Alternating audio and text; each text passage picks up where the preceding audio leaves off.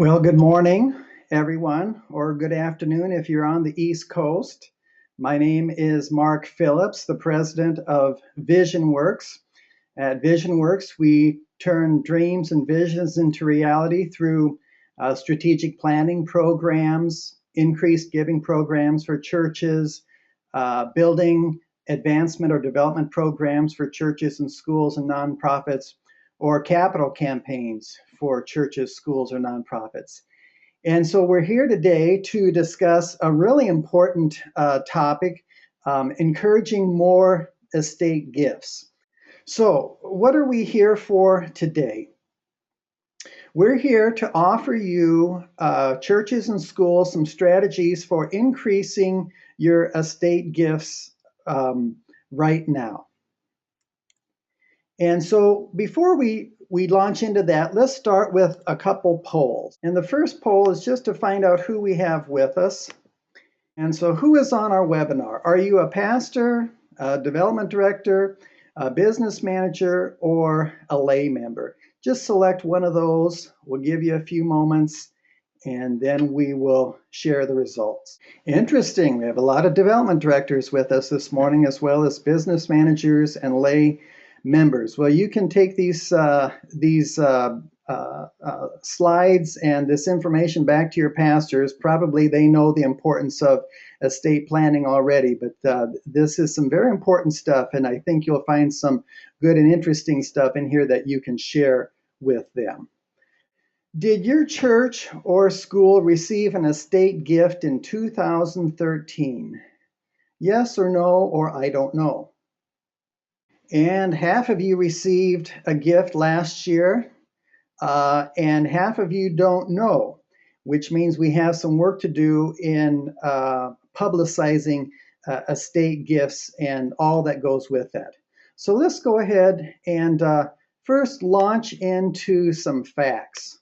Okay, over the next 50 years, it's projected, and this, of course, depends on the stock market and the value of people's homes and real estate and all of that.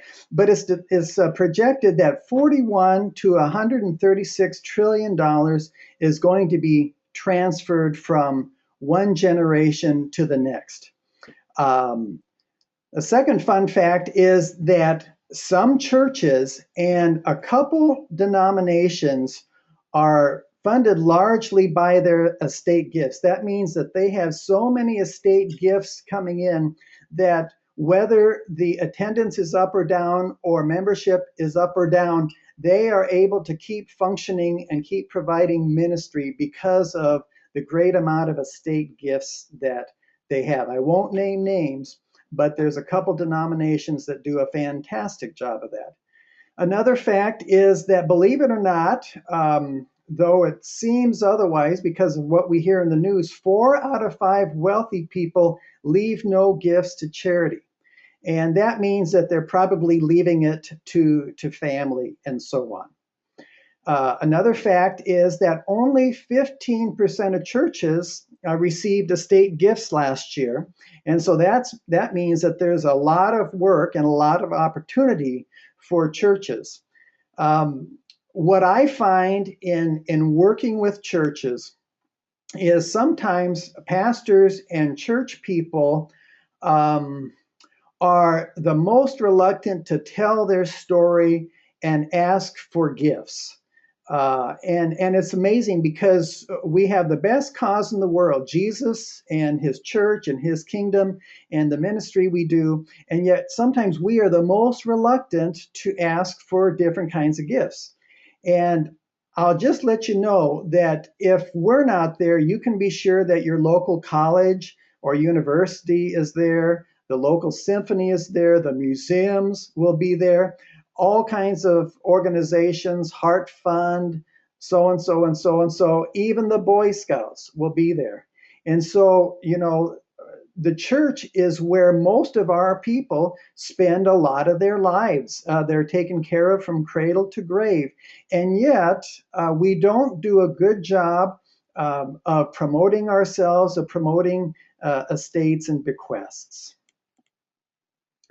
Another fun fact, one thing that you want to do is sometimes estate work is referred to as plan giving, and that can often confuse people.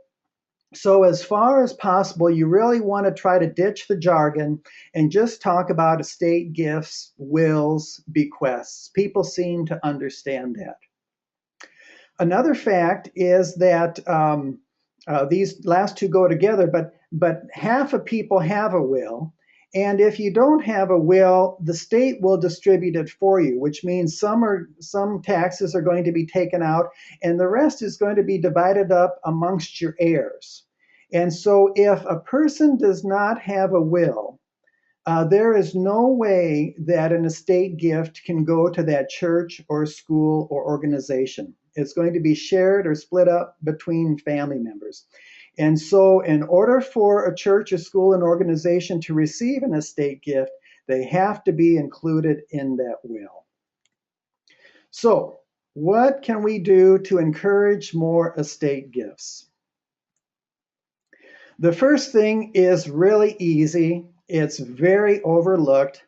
But in all of your communications, whether it's a weekly bulletin, a newsletter that goes out from the church or the school, on your website, always simply publish your legal name.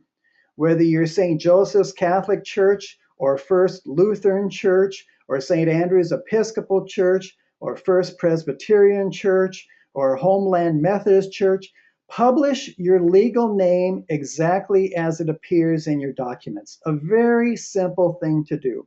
And put that all over the place.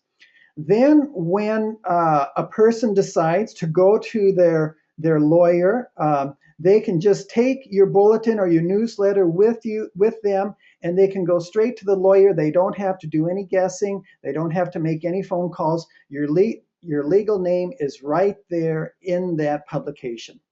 And so what I'd encourage you to do is have a standing box in your bulletin, in your newsletter, on your website, in your communications. Have a standing box with your legal title, whether it's a church, whether you have endowments, put those legal titles in there. And if you're a school, put those legal titles in there. So put your legal titles in there, and then have a weekly stewardship thought or estate thought, and just keep that as a standing box in a prominent place in your bulletins and newsletters. Another poll. Have you done an estate workshop in the last year? And let us know yes or no or I don't know. There you are. A fourth of you have done estate workshops, but over 2/3 of you haven't. And so this is a really great opportunity, and we'll talk about this now. So an estate workshop is something that you can have as a church or a school, and depending on your size, you can have 1 or 2 or 3 of these a year. I have to say, honestly, sometimes it's good to mix up the times. I have found that if you're dealing with some older people, an older group, they like estate workshops in the afternoon, 1 or 2 o'clock, but you can also hold them in the evening. So you can invite all your church members. You can invite simply those that are donors to the estate workshop. Be hospitable. So when they get there, have some refreshments for them. But basically, it's an hour-long program with the pastor or principal, with an accountant, with a lawyer, with a financial rep. Everyone takes 10 or 15 minutes and they talk about estate planning from their point of view. You might open it with the pastor, go to the accountant, the lawyer, the financial rep, and then open it up to question and answers. Or you can take question and answers after each segment. But what's important at the end is that the pastor or the principal close the meeting. So let's just say that it lasts an hour. The pastor closes the meeting, and he makes a pitch, or he makes a case, or she makes a case for their church. and remembering the church in their estate plans, and not only remembering the church, but try to break down the ministries. So some of you have endowments. You might remember or they might remember the church endowment. Some people have landscaping and building committees. Some people are into that, so mention that. Some people like worship and music, so mention that. All of you have all kinds of educational programs, whether it's school programs, Sunday school programs, religious ed programs, adult programs. Mention those things. And if you have some outreaches, like a food pantry, or a church nurse, an employment program, or whatever, mention some of those specific ministries going on in your church. Because as we mentioned in the last webinar, people like to give to people. And so don't just mention your church or general endowment, but mention certain ministries that are going on in your church. And perhaps then someone wants to leave an estate gift remembering the worship and music, or remembering the Sunday school, or the educational ministries, or the food pantry, or so on. So the pastor wants to make the case then, or the principal wants to make the case then for their church or for their school, asking people to remember them in their estate plans. And then what you can do at the end is give them a letter from the pastor. You might have an estate brochure with that letter, and you might have a little postcard with the letter, just letting the people know that they can fill out that postcard and send it back to the church, or send it back to the pastor or the principal, if they have decided to leave your church or school in their will. So it's about an hour-long program, some refreshments, open with the pastor, principal, accountant, lawyer, financial rep, asking and answering questions, and then the pastor and the principal closing with their case for their church or school and some literature. The next thing that you can do is a very easy thought that you can share with your people. And basically, a person could leave a portion of their estate to your church or your school, either as a residual. So after the money is given to the kids and the family, and the leftover could be given to the church, or as a percentage, but something that can be very, I think, inspiring and very easy to remember is to encourage people to think of your church or your school as one of their children.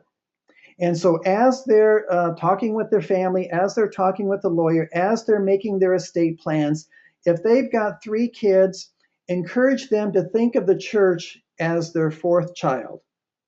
If they've got 5 kids, encourage them to think of the church as their 6th child.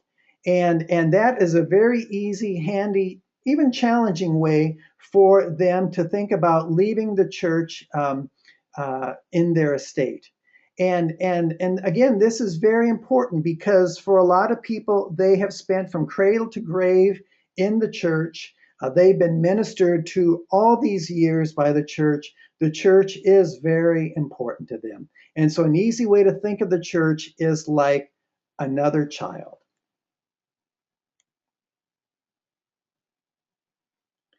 A fourth thing that you can do is to preach specifically a bequest weekend each year.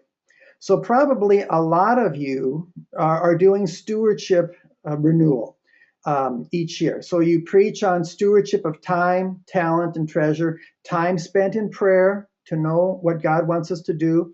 Talent spent in involvement and ministry. And treasure shared with the church in giving. But there's 2 kinds of giving. Giving now, which people do through their paychecks and retirement checks, and giving later, which people can do again through their assets, through their estates.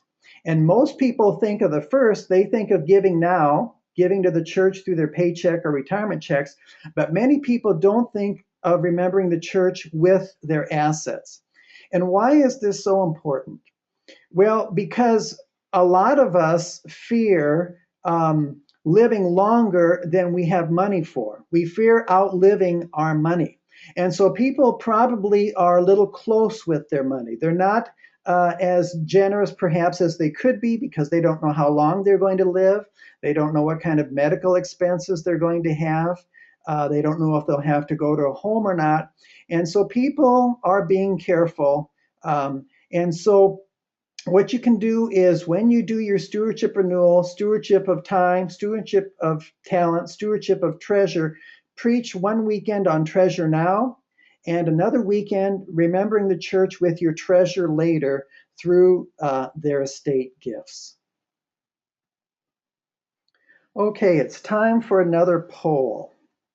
And this poll is asking, does your church or school have an active legacy society, an active group of people that you know of that have remembered your church or school in their estate plans? Just take a moment, yes or no, or I don't know. So a fifth of you have a legacy society. Again, 2/3 of you don't have a legacy society, and 20% don't know. Well, again, a legacy society is another fantastic tool that you can use to encourage estate gifts. So let's take a look at a legacy society. So your legacy society is the people that have let you know that they remembered your church or school in their estate plans, in their will. And so what you can do is, we will get to this in a bit, but from these estate workshops with that packet you give out, you can have a postcard in there that they can send back to you to let you know whether they've remembered you in their estate. You can also put this in your bulletin or newsletters each year.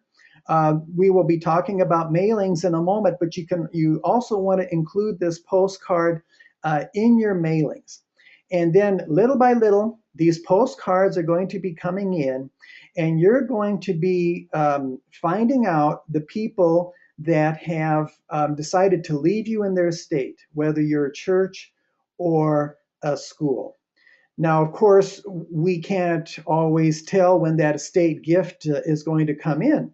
If a person's 60 years old and you're like my grandma, you could live to be 105. It could be a long time. But if you're 60 years old, perhaps that estate gift could be coming in at 65 or 70. But anyway, we form this legacy society, and you want to do different things with them throughout the year. At least have one lunch with them during the year, or one dinner with them during the year, or one cocktail evening during the year. And in this evening, you can remind these people how important their gifts are. You can remind them what your church or school does. You can share with them some good news stories. You can let them know of 1 or 2 or 3 big plans that are coming up in the next 1 or 2 or 3 years. But let them in on the good things that are happening in your church and school, and let them in on your plans. For sure, you want to tell them thank you. Thank you through this lunch. Thank you through this dinner. Thank you through this cocktail evening. Thank you perhaps at Christmas time, or thank you at special times of the year. But you can never thank people enough. I was in one church doing a capital campaign a few years back. And several years ago, the church did another capital campaign. They went to a man and a family. They asked him for $1 million. They gave $1 million. And then the church did its second capital campaign. And they decided that they would go back to this man and this family to ask for another lead gift of $1 million. And the man said no. And do you know why?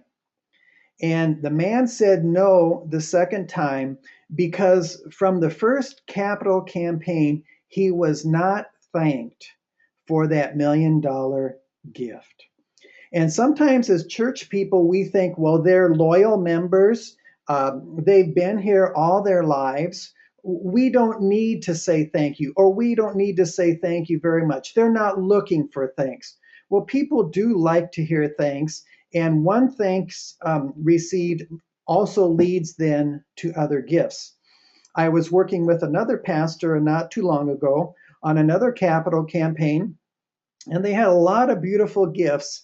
And one thing that happens early is when these larger gifts come in, we need to send out thank you notes to these people, especially these all of people, all the people, but especially in the beginning, the people that make the larger gifts to get the campaign started. And this pastor was fussing a little bit because he didn't think that he needed to tell the people thank you.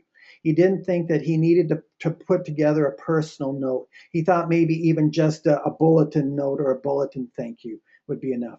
So you can never thank people enough, either from the pastor's desk, from the pulpit.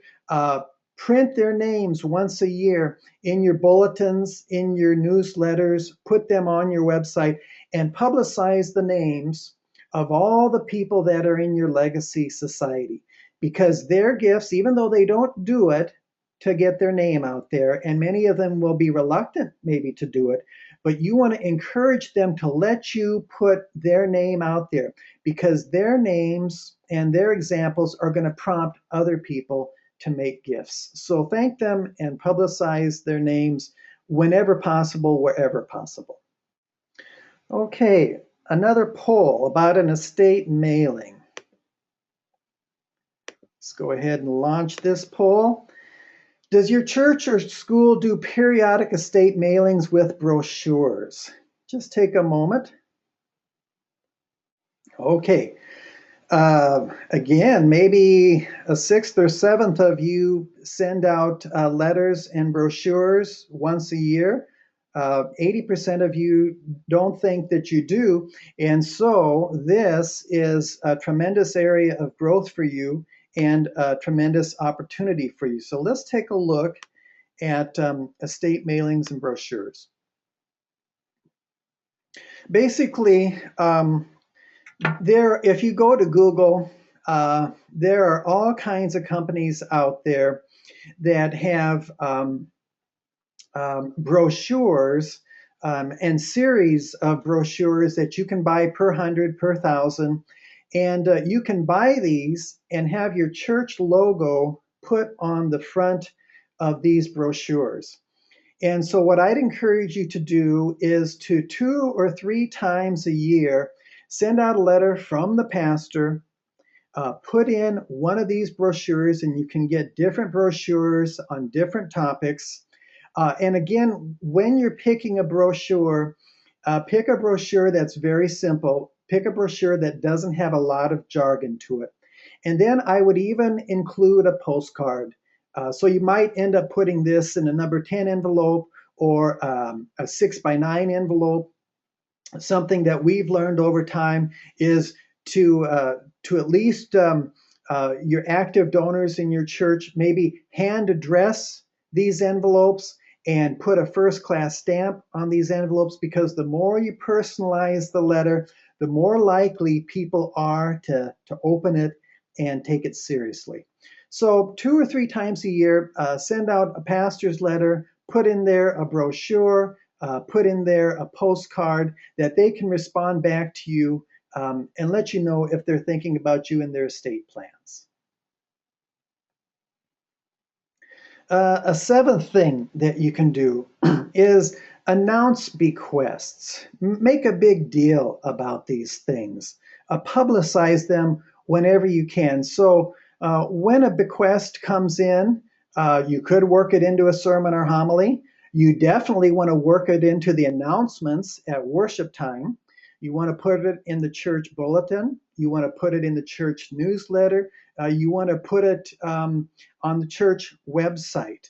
And then you want to mention this at all the meetings possible, whether it's board meetings, leadership meetings, different committee meetings. Make a lot of hay, give these things a lot of publicity, because again, this good news is going to spur other people to think about it as well. This is our last tip here, the last suggestion, and that is different ways to acknowledge your estate gifts. And so there's several ways to do this. You can be creative and come up with your own ideas as well. But for sure, a handwritten note to the family is always nice. A second thing that you can do is, if someone leaves you $100,000 part of their estate, if you can, don't just put that money into your general fund. Apply it to specific things. Apply it to the school. Apply it to the religious ed or adult ed. Apply it to worship and music. Apply it to landscaping and grounds. Apply it to the different ministries going on in your parish. But again, remember that adage that people like to give to people. And so they're not always as interested in a general gift as they are in a much more specific gift where they know that it's going to help people. And so then once you do that, once you make that special kind of application, then label it. If you're going to apply their gift to music ministry, put their names on the church hymnals. If you're renovating the church, put their names on the pews or some of the windows. If you're buying a new church organ, put their name on the organ. But apply their gifts specifically if you can, and then label that. And again, give that lots of publicity. If they give their gift and that gift is larger, doesn't always have to be larger, but it comes in a recurring way. Say, for an example, a school scholarship or a grant to help a needy family go to school, or maybe grants to help 5 or 10 kids go on mission trips each year. Each time that you do that, each year, observe those anniversaries. That's another opportunity then for you to make some hay about that, to give it some publicity, to talk about that and tell other people about that. If they're going to give their gift and you're going to use it for new signage and landscaping and around the church, perhaps have a dedication service. Have a dedication service to mark that occasion and open with a prayer and have a reading and a remembrance of that person and close with the prayer. But have some kind of dedication service to let the world know how their gift has been put to use. So those are 5 ways that you can acknowledge people. And if you put your minds to it, there's lots more ways to acknowledge these estate gifts and tell the world and your church about these estate gifts. But a handwritten note, a specific application of the gifts, labeling things, holding a dedication service when you can, and observing anniversaries if they have a recurring kind of gift, such as a scholarship or a grant. Now, these are the 8 things that we're going to mention here. But sometimes the question comes up: well, who is going to do this estate work? And if you're a smaller church and you operate a lot by committees, you might have the pastor under the finance committee, and under the finance committee there might be an estate planning committee. And it's the estate planning committee's job then to send out these mailings and to host these workshops and to sponsor these dinners and so on and so on and so on. If you're a little larger church, you may have a pastor, and then there's a staff coordinator or a staff director, and then you've got all these departments. You've got office, you've got buildings and grounds, you've got worship, you've got all kinds of religious ed and education. And if you have a development director, then of course, then under the development director's work comes estate planning. They may be working on annual fund and fundraisers. They may be working on publicity. but they can also be then working on estate planning, and they can do that with volunteers as well. If you're a school, then you have a school principal. Many schools today have development directors. And of course, development directors can't do it on their own. So many times they work with volunteer committees. And so several volunteer committees underneath the development director would be annual fund to take care of all the fundraisers, estate planning, major gifts for the larger gifts, student recruitment, and publicity and communications. So you have to situate this work in your organizational chart someplace so that someone is always thinking about it, someone is always working this. So in summary, then, we've gone over a lot of good things to encourage estate gifts, and I think it's just important to know that there is so much potential out there. Sometimes pastors and church people either are reluctant to ask for their church and their mission and ministries, or they're not confident that people have large kinds of gifts that they can make, and they don't always need to be large. Everyone probably should consider their church in their estate plan. But I heard of a story that my sister was telling me. A friend of hers received part of an estate, and they had an uncle who was a janitor in a Christian school. And of course, he probably wasn't being paid very much. That's what he did his whole life long, was be a janitor in this Christian school. He passed away, and he left $11 million to his next of kin, his sister and brother-in-law. So the parents got $5 million, and each of those 6 kids got $1 million gift. So often pastors and church people underestimate what's out there. And if, as St. Paul says, if we ask not, we have not. And so we have to be publicizing, we have to be asking people to prayerfully consider remembering the church in their estate plans. So let's put our legal names, whether it's a church or school or endowments, let's be publicizing the legal names all over the place and give people easy access to that. Consider 1 or 2 or 3 estate planning workshops a year. Encourage people to think of the church as one of their children. And if they've got 3 kids, think of the church as a 4th child. Consider doing a bequest weekend. Stewardship of time, stewardship of talent, stewardship of treasure now with paychecks and retirement checks, but stewardship of treasure later, the assets, their homes, their stocks and bonds and land and other things like that.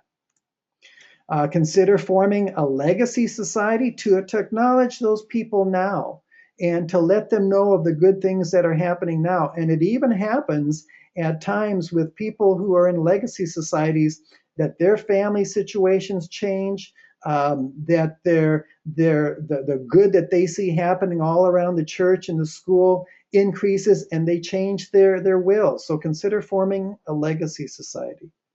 Mail out your estate letters and brochures 2 or 3 times a year. That might seem excessive to some people, but what we know today is for people to take something seriously, they need to be touched several times. The statistics say that people need to be touched 7 to 12 times before they start to take something seriously. So if they're seeing it in the bulletin, they're hearing it from the pulpit, they've heard about estate gifts from the pulpit, if they receive these letters, if they hear about the workshop, they're going to start to take it seriously. Announce the bequests that you receive all over the place. Acknowledge the gifts in all kinds of ways that you can. So this really is an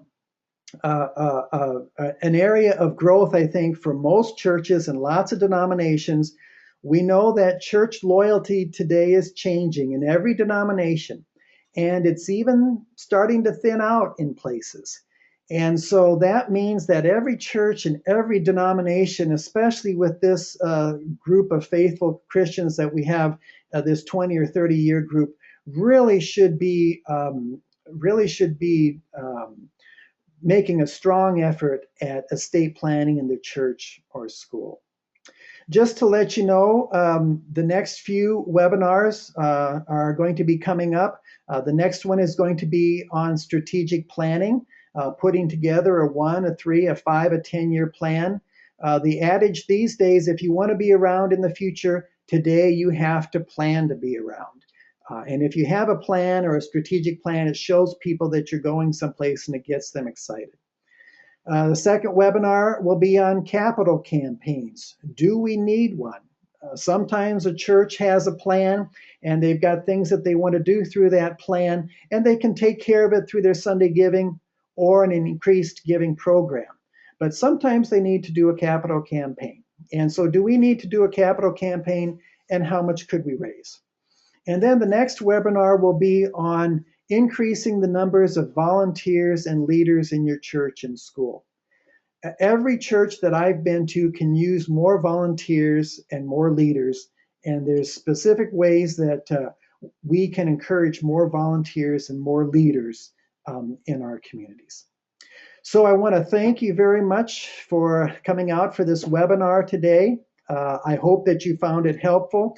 There is truly a lot of potential here, a lot that you can simply start at right away and get at right away and start seeing the benefits of very, very soon. So it's a fantastic area, an area that shouldn't be overlooked, an area that has a lot of potential to it.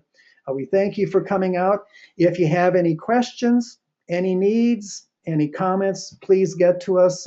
My name is, again, Mark Phillips, and you can call us, you can email us. Thanks very much. God bless, and good luck with your estate planning.